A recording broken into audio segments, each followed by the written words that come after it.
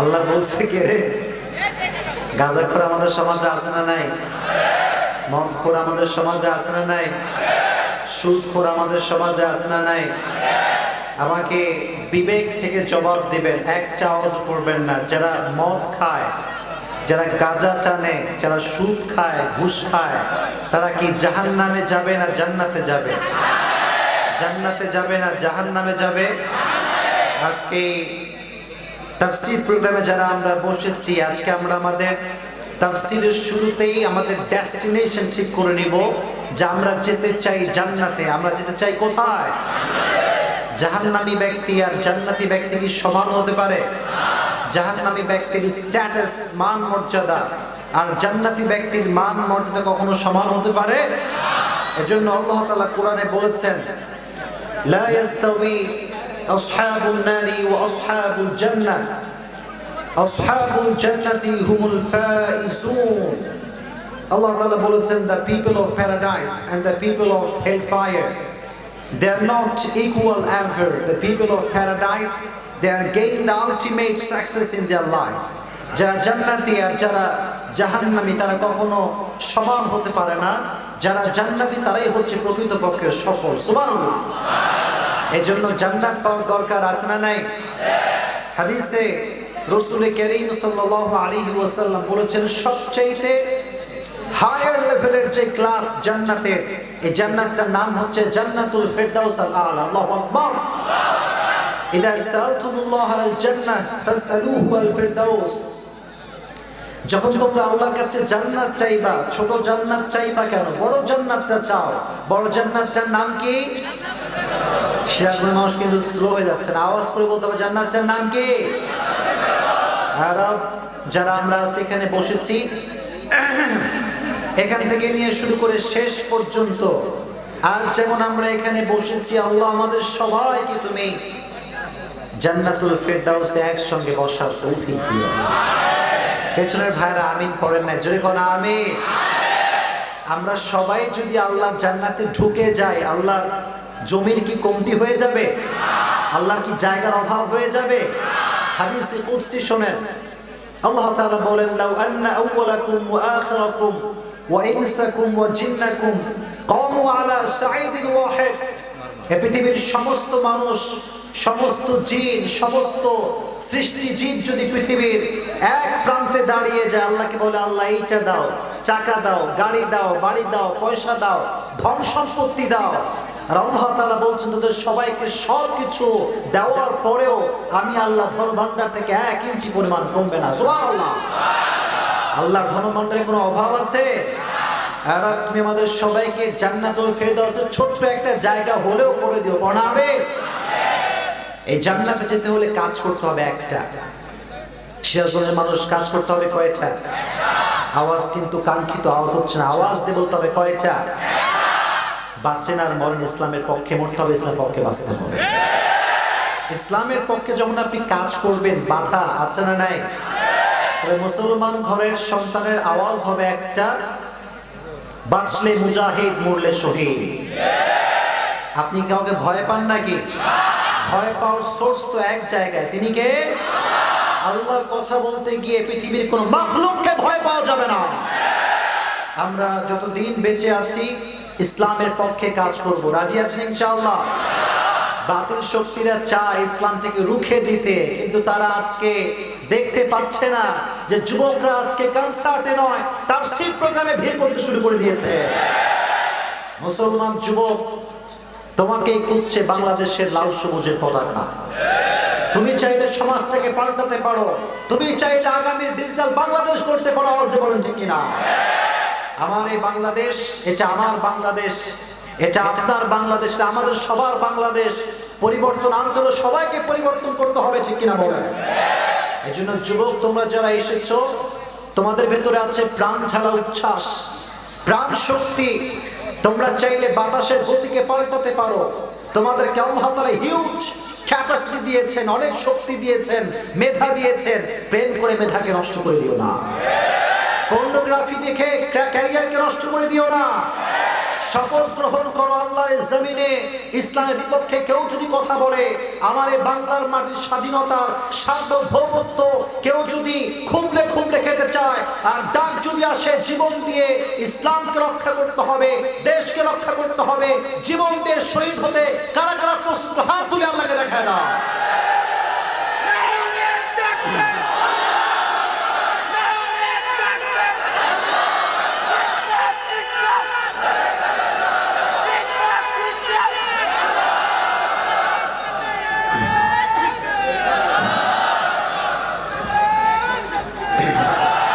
তোমরা যারা এসেছো যুবক, তোমাদের কাঁধে কিন্তু অনেক দায়িত্ব। ফালতু কাজের সময় নষ্ট করে দিয়ে জীবনটাকে নষ্ট করা যাবে না। রাজি আছো ইনশাআল্লাহ? আল্লাহ সমস্ত যুবককে ইসলামের জন্য কবুল করুন, এই পড়া আমিন। ব্রাহ্মণগ্রাম পূর্বপাড়া তারকা জামে মসজিদ উন্নত করবে আজকের এই প্রোগ্রাম। নভেম্বরের 1 নম্বর তারিখ আজকে। আল্লাহ তাআলা এই প্রোগ্রামে আমাদের বসার সুযোগ দিয়েছেন, সকলে পড়েন আলহামদুলিল্লাহ। আজকের প্রোগ্রামের সভাপতিত্ব করবেন আলহাজ হযরত মাওলানা মুফতি মুহাম্মদ আলমগীর হোসেন, ইমাম ও খতিব, এনায়েতপুর হাট জামে মসজিদ। বারাকাল্লাহু ফি হায়াতি ওয়া ইলমি। আল্লাহ হুজুরকে নেক হায়াত দান করুন, পড়না আমিন। আল্লাহ হুজুরের কণ্ঠকে ইসলামের কণ্ঠের জন্য কবুল করুন, পড়না আমিন। প্রধান অতিথি রয়েছেন আলহাজ মোহাম্মদ সুরুজ্জামান শামী, আল্লাহ তাআলা ওনাকেও ইসলামের জন্য কবুল করুন, পড়না আমিন। বিশেষ অতিথি রয়েছেন মোহাম্মদ বাচ্চু সরকার, মেম্বার খুবসাবাড়ি, আল্লাহ ওনাকেও ইসলামের জন্য কবুল করুন, পড়না আমিন। আমার পূর্বে কথা বলেছেন দ্বিতীয় বক্তা হিসেবে হাফেজ মাওলানা মোহাম্মদ গোলাম আজম ইউসুফি, সম্মানিত খতিব, খামারগ্রাম নতুনপাড়া বাইতুল জান্নাত জামে মসজিদ গোপালপুর। উনি অনেক সুন্দর কথা বলছিলেন এবং কণ্ঠে অনেক ধাঁধ আছে, আওয়াজ আছে। আল্লাহ তাআলা হুজুরের কণ্ঠকে ইসলামের প্রচার শক্তি হিসেবে কবুল করুন, পড়না আমিন। আজকে এই প্রোগ্রামকে বাস্তবায়ন করবার জন্য যারা সার্বিকভাবে সহযোগিতা করেছে, আল্লাহ সবাইকে এই সাহায্য সহযোগিতার বিনিময়ে এটাকে যেন জান্নাতুল ফেরদাউসে যাওয়ার ওয়াসিলা হিসেবে কবুল এবং মঞ্জুর করুন, পড়না আমিন। অনেকে নাকি বলতেছিল আমি আসবো না, অনেকেই কথা বলেছে হুজুর আসবে না, এখানে হুজুর আসবে না। আসবো না মানে যেখানে আমাদেরকে মানুষ ভালোবাসে, সুযোগ হলে আমরা চলে যাবো ইনশাআল্লাহ। ডাজন্ট ম্যাটার গ্রাম হয়েছে তো কি হয়েছে, আমার জন্য তো গ্রামে। মনে রাখবেন, যারা শহরে গিয়ে অনেক অনেক অনেক অনেক অনেক অনেক নাম কামাইছে, সব গ্রামের সন্তান। এটা কি আপনারা বিশ্বাস করেন? গ্রামের সন্তানদেরকে আল্লাহ তাআলা খেটে খাওয়ার যে মেধা, যে শক্তিটা দিয়েছে, শহরের ছেলেদের সেই শক্তি নাই। এরা সারাদিন খায় আর ভুড়ি মোটা করে, কাজ করার কোনো শক্তি নাই। তো কিছু যদি সম্ভব হয়, এটা গ্রামের ছেলে দ্বারা সম্ভব। যুবক, তোমরা গ্রামের ছেলে বলে মন খারাপ করবে না, মন ছোট করবে না, ঠিক আছে ইনশাআল্লাহ? আর সিরাজুল মানে তো এমনি ফেমাস, বাংলাদেশে যত টপ ফেমাস বক্তা আছে সবাই সিরাজগঞ্জে এসেছে, আলহামদুলিল্লাহ। আলহামদুলিল্লাহ পড়ে তো আল্লাহ তাআলা এই সিরাজগঞ্জের মাটিকে ইসলামের মাটি হিসেবে কবুল করে, পড়না আমিন। আজকে আমরা সময়কে নষ্ট না করে একটি কিতাব থেকে কথা শুনবো। কিতাবটার নাম কি? না, আওয়াজ ঠিকঠাক নাই। বল, কিতাবটার নাম কি? এই তো, দ্যাটস কল্ড ভয়েস। এখানে কোনো সন্দেহ আছে? কোনো ভুল আছে? কোনো সংশয় আছে? যালিকাল কিতাব, আওয়াজ, যালিকাল কিতাব, this is the book, the most authentic and original and reliable book in the world, whereof there is no doubt in it, a guidance to those who are muttaqin. এটা এমন একটা বই, যে বইয়ে কোনো সন্দেহ নাই, সন্দেহের লেশ মাত্র নাই। মুত্তাকিদের জন্য কোরআনটাকে হেদায়েত স্বরূপ পাঠিয়ে দিয়েছে একজন, তিনি কে? এই কোরআন যে পড়বে তার জীবনটা সুন্দর হবে, তার জীবনটা জান্নাতি জীবন হবে। সুবহানাল্লাহ। এজন্য আল্লাহ বললেন, কিতাবুন أنزلناه إليك لتخرج الناس من الظلمات إلى النور. O my prophet, I have sent to you this sacred and holy book Quran in order to lead the mankind out of darkness into the light. Light. হে নবী, আপনাকে আমি কোরআনটা কেন দিয়েছি আপনি জানেন? জাহান্নামী মানুষগুলোকে জান্নাতি বানাবার জন্য। সুবহানাল্লাহ পড়েন। এজন্য কোরআন যে পড়বে তার জীবনটাকে জান্নাতি বানায় দিবে একজন, তিনি কে? এজন্য কোরআন পড়তে হবে, মানতে হবে। রাজি আছেন ইনশাআল্লাহ? মাশাআল্লাহ। আমি যদি এখন হাত তুলতে বলি যে কোরআন কয়জন পড়তে পারো, হাত কি বেশি উঠবে না কম উঠবে? বেশি উঠবে, মাশাআল্লাহ। তাহলে এখানে ঠিক আছে। কিন্তু বাংলাদেশের হিউজ ইয়াং পিপল ইংলিশে পটর পটর কথা কইতে পারে, হিন্দি পারে, বাংলা পারে, অনেক ভাষা সে পারে, কিন্তু সূরা ফাতিহা সঠিকভাবে তেলাওয়াত করতে পারে না। এত আস্তে বললেন যে ভাই জোরে বলতে হবে যে ঠিক না। আব্বা আম্মার স্বপ্ন ছেলে বড় ইঞ্জিনিয়ার হবে, বিশাল বড় ডাক্তার হবে, কিন্তু ছেলের আখেরাত যে নষ্ট হচ্ছে এর খবর আব্বা আম্মার নাই। আওয়াজ দিয়ে বলতে হবে ঠিক কিনা। আপনি যা কিছু শেখেন কোনো সমস্যা নাই, আই হ্যাভেন্ট প্রবলেম, বাট যা কিছু শেখেন না কেন সর্বপ্রথম যে কিতাবটা আপনাকে পড়তে জানতে হবে কিতাবটার নাম কি? মাশাআল্লাহ। আপনারা তাফসীর শুনে বাসায় ফিরে যাবেন তো ইনশাআল্লাহ? আচ্ছা মাশাআল্লাহ। আজকে অলরেডি বেজে গেছে 11টা। আপনারা মনে হয় বিরক্ত হয়ে যাচ্ছেন, একটু পরে মানে বাসায় ফিরে যাবেন সবাই, তাই না? যদি কোনো লোক ওঠে, এই শোনেন একটা ঘোষণা দেই, যদি লোকেরা উঠে এখানে কোনো প্রকার গ্যাঞ্জাম তৈরি করে, পরিবেশ নষ্ট করে, আমি দোয়া করবো। এটা কিন্তু আমি বলে দিচ্ছি আগে থেকে, এটা আমি আগে থেকে বলে দিচ্ছি। এই জন্য যে তাফসীর প্রোগ্রাম, এটা কোরআনের প্রোগ্রাম, এখানে কোনো বাপদাদার কথা হবে না। আওয়াজ তো আসতে কেন বলতে হবে। এখন কেউ যদি ওঠে এখান থেকে, সে আমার সঙ্গে বেয়াদবি নয়, কোরআনের সঙ্গে বেয়াদবি করবে। কথা আমি লম্বা বলবো না, কথা খুবই শর্টকাট। আপনারা সকলে শেষ পর্যন্ত থাকবেন। কে কে দুটো হাত তুলে আল্লাহকে দেখায় না? হ্যাঁ নামান, আল্লাহ কবুল করুন, পড়া আমি। আচ্ছা যুবক ভাইরা কেমন আছো সবাই? তোমাদেরকে নিয়ে আজকে ওয়াজ হবে ইনশাআল্লাহ। কারণ দু চোখে যেদিকে তাকায় খালি যুবক আর যুবক নাস্তিকদের মাথা গরম হয়ে গিয়েছে।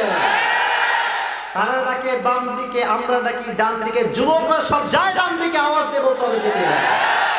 আল্লাহ যুবকদেরকে ইসলামের সৈনিক হিসেবে কবুল এবং মঞ্জুর করে প্রণামে। একটা সময় যুবকরা যাত্রাপালার আয়োজন করত, কনসার্টের আয়োজন করত। The time has changed, the young society has changed. যুব সমাজ আজকে পরিবর্তন হয়ে গিয়েছে, আর যুব সমাজে তাফসীর প্রোগ্রামের আয়োজন করে। এটা প্রমাণ করে বাংলার মাটিতে ইসলামকে নিশ্চিহ্ন করা যাবে। আল্লাহ তাআলা যুবকদেরকে ইসলামের জন্য কবুল এবং মঞ্জুর করুন, পড়না আমিন। সবাই আমার দিকে তাকান, এই কেউ আওয়াজ করবেন না, স্টেজে কেউ কথা বলবেন না, ডানে বামে কেউ আওয়াজ, সবাই যুবকরা এদিকে তাকাও। তাফসীর শুরু করার পূর্বে ছোট্ট একটা কথা বলি, প্রত্যেকটা যুবকদেরকে বলতেছে, যুবক এই ভাইরে কে আওয়াজ করে? আজীব তো করে, আপনি আওয়াজ করছেন ভাই, মুখে মুখে আওয়াজ করার দরকার নেই, হাতে ইশারা করেন। আশ্চর্য ব্যাপার, ক্যামেরাম্যানরা আছে বলে যুবকদের জায়গা হচ্ছে না, এটা বোঝেন না ব্যাপার হচ্ছে আপনারা। ক্যামেরাতে দেখে বলে তো যুবকরা মাহফিলে আসে, ঠিক কিনা বলেন?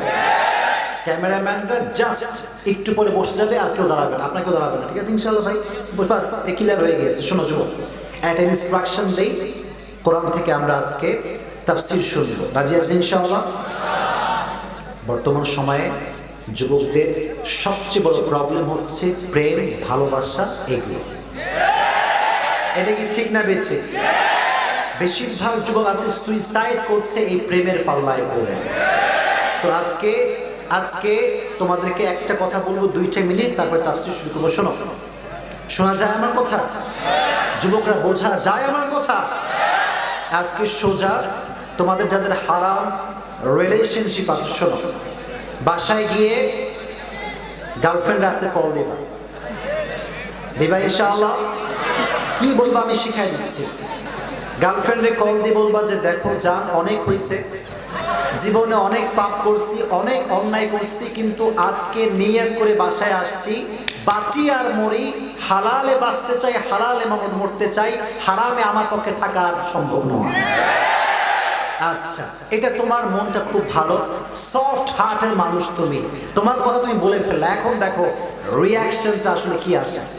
যদি তোমার গার্লফ্রেন্ড কয় এটা কি বললা তুমি, বিয়ে প্রেম করেছি, ইটস ওকে, বিয়ে আবার কই থেকে আসলো? যুবক, you have called the wrong number.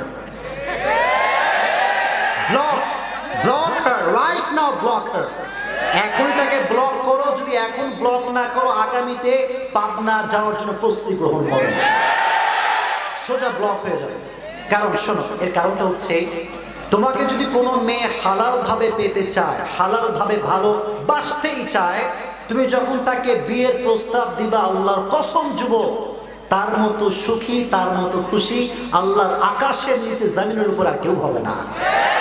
কারণ আমি যাকে ভালোবাসি, আমি যাকে ফিল করি, যার প্রতি আমার মায়া আছে, সে যদি কয় যে উইল ইউ ম্যারি মি, আমার মতো সুখী তো আর কেউ হবে না, ঠিক কিনা? তো এখন তুমি যদি দেখতেছো যে তুমি হালালে ডাকতেছো আর সে যায় হারামে, যুবক, you are on the right track, you are the wrong track. তুমি সঠিক রাস্তায় নাই, ভুল রাস্তায় আছো।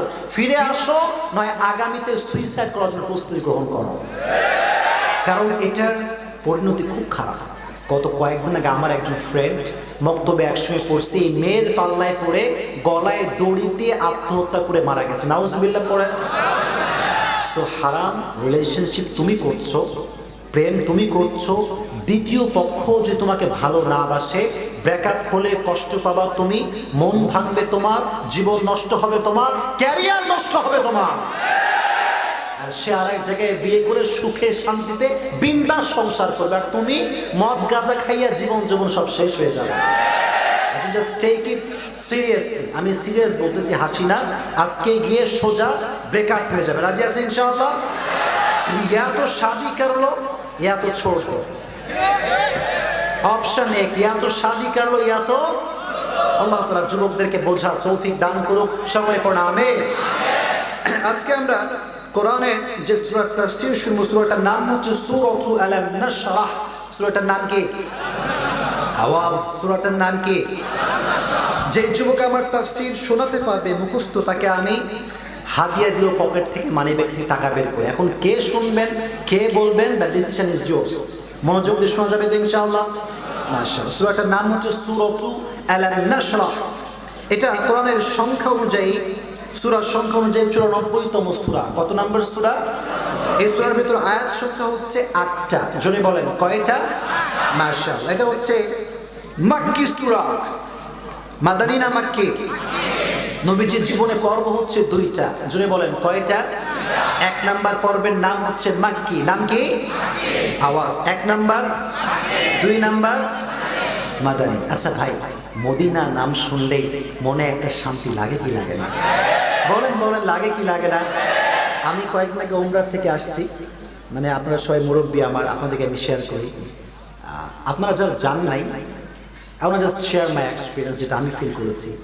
মানে দুনিয়াতে আল্লাহ তাআলা আমাকে মোটামুটি গোটা বাংলাদেশ ঘুরিয়েছে, মানে বক্তব্যের খাতিরে আর কি। গোটা বাংলাদেশ ঘুরেছি, মানে কোন জায়গা বাংলাদেশের সুন্দর ঘুরি না, সব জায়গায় ঘুরছি মোটামুটি, আলহামদুলিল্লাহ। But I am telling you the truth, যখন আমি মদিনার রওজার সামনে দাঁড়িয়েছি, মনে হচ্ছে পৃথিবীর সবচেয়ে সুখের জায়গায় আমি দাঁড়িয়ে আছি। এই যে এটা আমার মন থেকে বললাম। তো যখন দাঁড়াইছি মনে হচ্ছে যে এখানেই দাঁড়ায় থাকে, কারণ এখানে যে সুখ শান্তি আল্লাহ রেখে দিয়েছে, পৃথিবীর কোথাও এই সুখ নাই। সুবহানাল্লাহ পড়ে। হে রব, তুমি আমাদের সবাইকে তোমার নবীজির রওজা, তোমার নবীজির যে কবর, এটা জিয়ারত করার তৌফিক দিও। পড়া আমিন। মনে বড় আশা ছিল যাব মদিনায়। পড়েন, মনে বড় আশা ছিল যাব মদিনায়।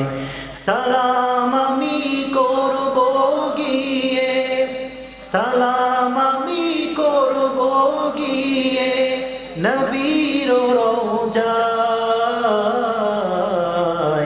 মনে বড় আশা ছিল যাব মদিনায়। পড় লাস্ট।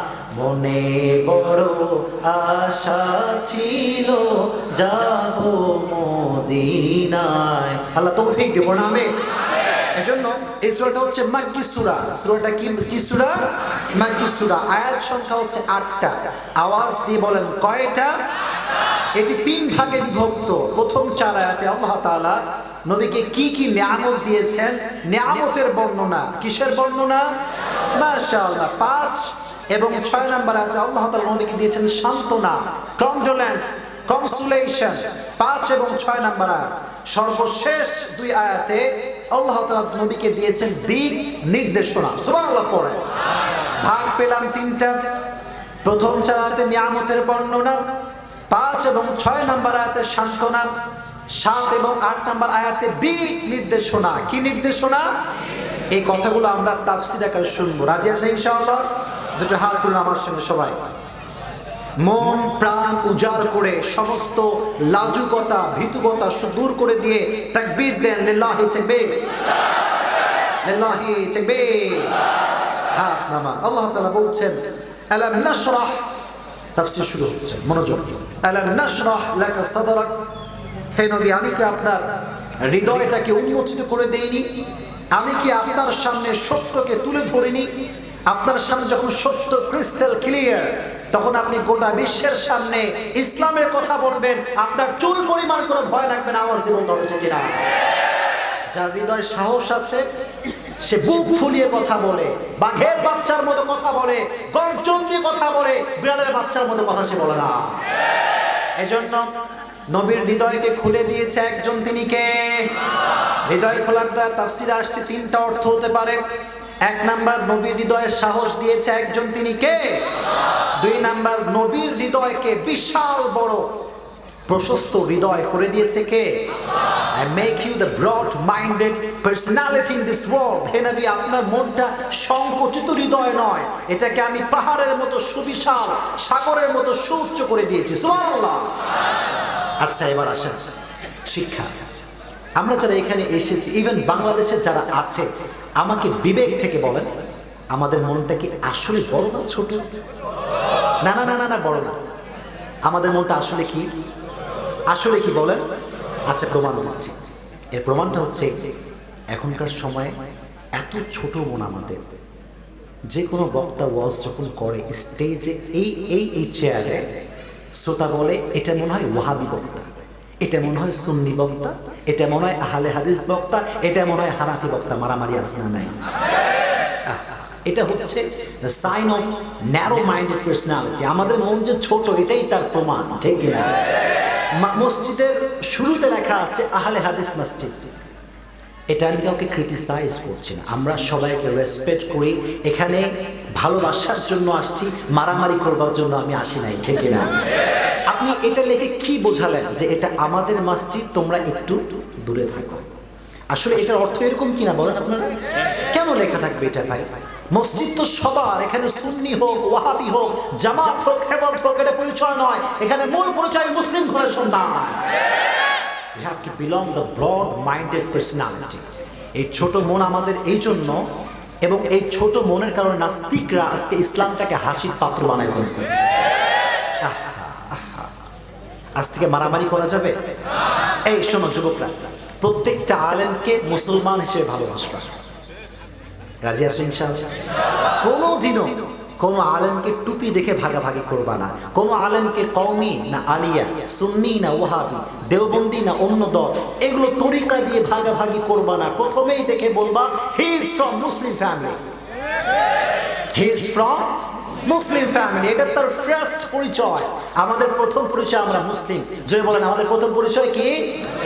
এক লোক একদম নামাজ ধরেছে, কেবল একদম শুরু পর্যায়ে এসে আছে। বেচারা এগুলো বোঝে না, কে আহলে হাদিস, কে মাযহাবি, লা মাযহাবি, দেওবন্দি, আলিয়া, এগুলো কিচ্ছু সে বোঝে না। একদম সাদা সিধে আপনাদের মতো নরমাল মানুষ। তো প্রথম দিন নামাজ পড়তে ঢুকেছে আহলে হাদিস মসজিদে। কোন মসজিদে?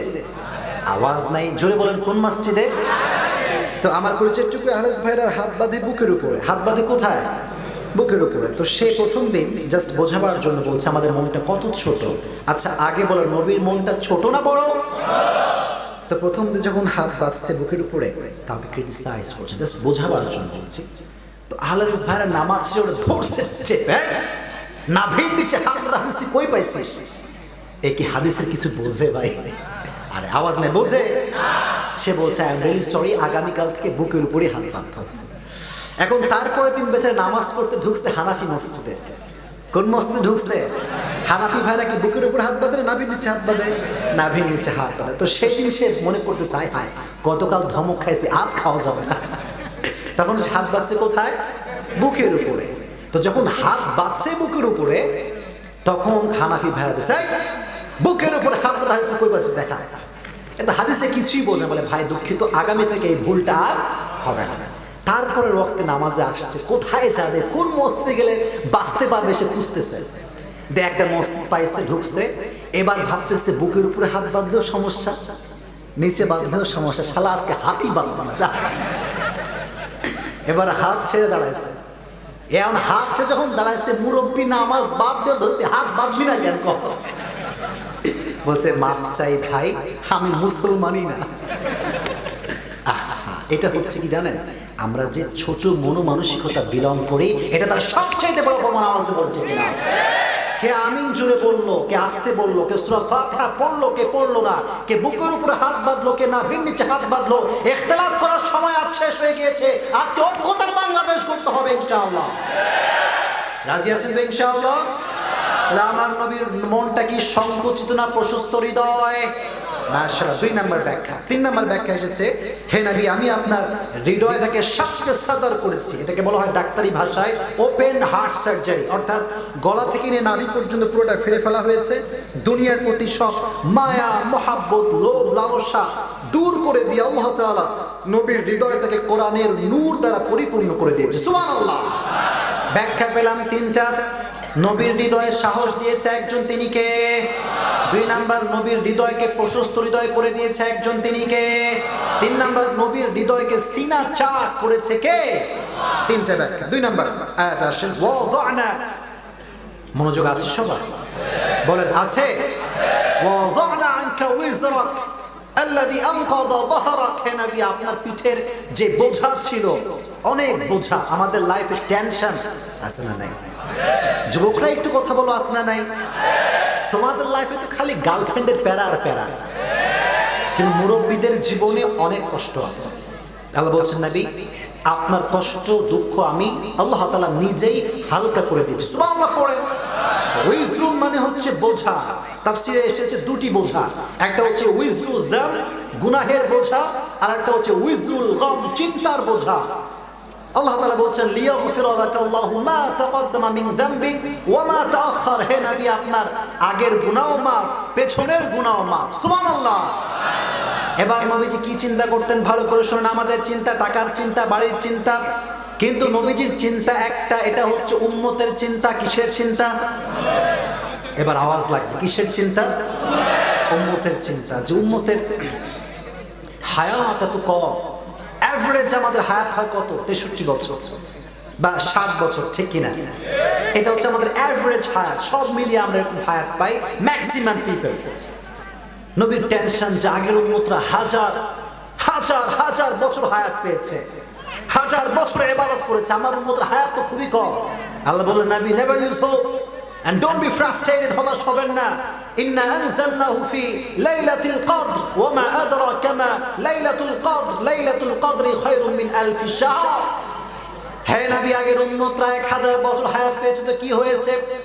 আপনার উম্মতকে আমি আল্লাহ এমন একটা রাত দিব, যে রাত যদি কোনো উম্মত ইবাদত করতে পারে, 1000 মাস ইবাদত করলে যে সওয়াব হবে, তার চাইতে অধিক সওয়াব আল্লাহ তাআলা আমলনামায় দান করে দিবে। এজন্য কোনো টেনশন নাই। আপনারা নবীর উম্মত হতে পেরেছেন, এজন্য সকলে পড়েন আলহামদুলিল্লাহ।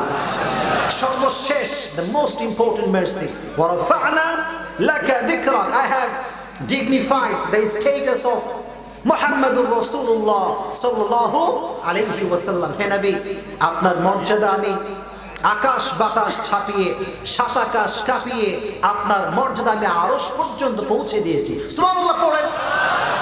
নবীজির সম্মান কম না বেশি? ডানে আওয়াজ নেই, আওয়াজ দেব তো। নবীর সম্মান কম না বেশি? আচ্ছা সিরাজগঞ্জের মানুষ আমাকে জবাব দেন, আমাদের লাইফে আল্লাহ তাআলা যত নিয়ামত দিয়েছেন, এটা কি গুণে শেষ করা সম্ভব? ওয়া ইন তাউদ্দু নি'মাতাল্লাহি লা তুহসুহা। If you wanna count the mercy of your Lord, then you are not able to count the mercy of your Lord. তুমি যদি তোমার রবের নিয়ামতকে গুণে গুণে শেষ করতে চাও, কিয়ামত কায়েম হয়ে গেলেও আল্লাহর দেয়া নিয়ামত গুণে শেষ করা সম্ভব হবে না। সুবহানাল্লাহ। এখন সবচেয়ে